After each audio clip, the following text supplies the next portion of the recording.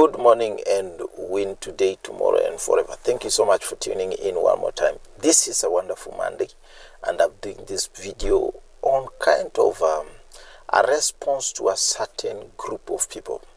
Now, the reason why I'm doing this episode particularly, I just want to explain a point to some of the subscribers that talk about, paid bloggers doing this or doing that, or covering the truth, or blah, blah, blah, etc., etc.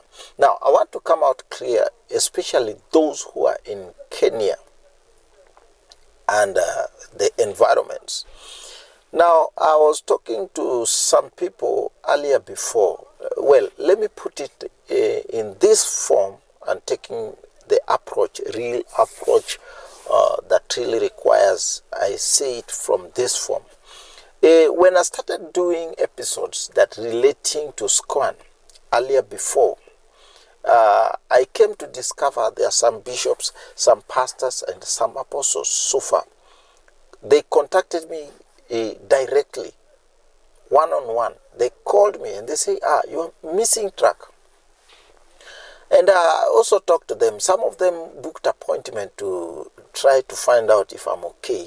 So I honored their appointments. So we went and had meetings. Some of them, we went and had meetings in different restaurants, sometimes in their office. Some of them also, they're quite a number. They know. I know some of them are watching. They know. So what makes me take that reference is because of what they were saying and what I knew and how I answered. Now, some of the apostles in Kenya, Nairobi so far, talk to me and say, why are you losing track? You're joining an unknown group.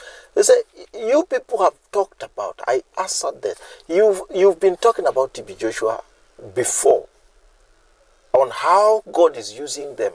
Now, all of a sudden, what happened? That you now say is this and that. And I stopped that. And I gave another reference to most of them. Most of them are the ones that were controversially published, defamed in East Africa. And some of them called me. I told them. Now, you remember, some of them know this, what I'm talking about. I was told, the vibrant young that were coming up, we were told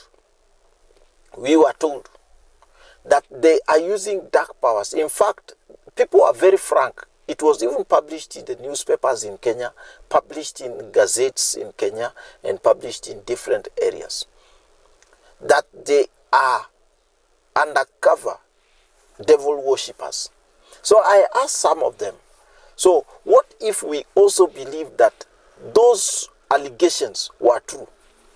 You'd also be now a devil worshipper. You remember that? And then most of them would be like, oh, yeah, we remember. Now, the reason why I bring this clause into this concept in this episode is that we don't stone people we don't know. Or rather, you have to confirm everything. And we are so inquisitive in many areas. So we join. Like there's one apostle in Nairobi right now, has a real serious backlash with the government on the land he has built a church. And he's coming out of clear and say, this, I got this land in this legitimate way, in this legitimate way. That apostle also came to Prophet TB Joshua sometimes back. And he was told by Prophet TB Joshua, he's okay, is that the prayer levels have dropped. That was the answer. And it's him who kept telling us that, the same thing. Now, within that concept, we can also understand, and he was fought from the day they wanted to take over that land up to now. They wanted to grab that land that the apostle built church.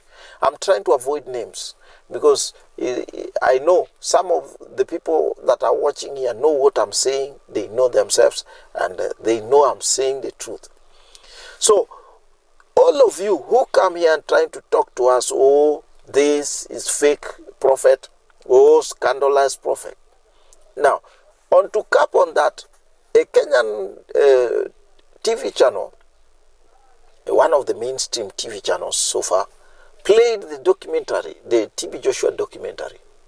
Yeah, they did. And the last episode, I think, was aired last week.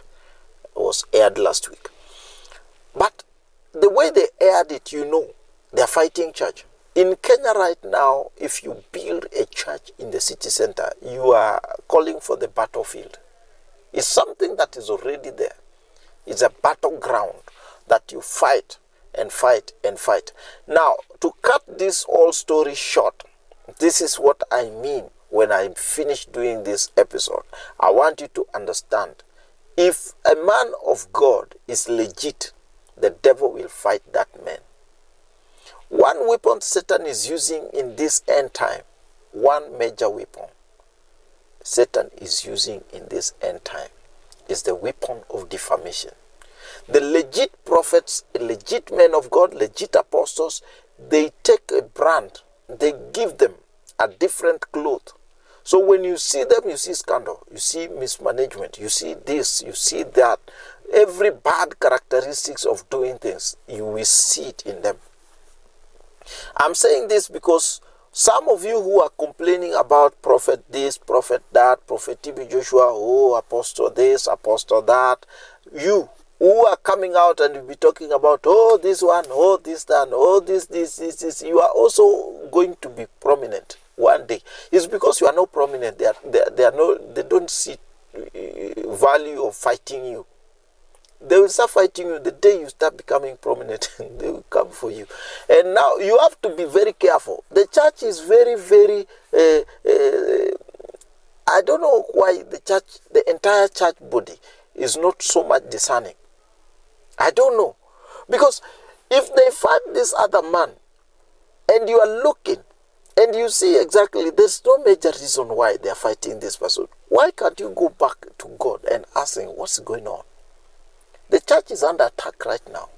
If I tell you in East Africa, in even the northern Nigeria and the southern Nigeria, that's what has been happening before. The church is fighting with the Muslim. The Islam is fighting Christianity in a form. So the only way Christians can fight this battle and win is to depend on the cross. And being dependent on the cross, it means all of the people who are called born again should depend on one thing, the cross, and unite towards the same thing. And let's see the power of God, the power of the cross, the power of death and resurrection, showing openly. Demons should know. Sicknesses should know. Everything should know. The surroundings should detect the presence of God in everything.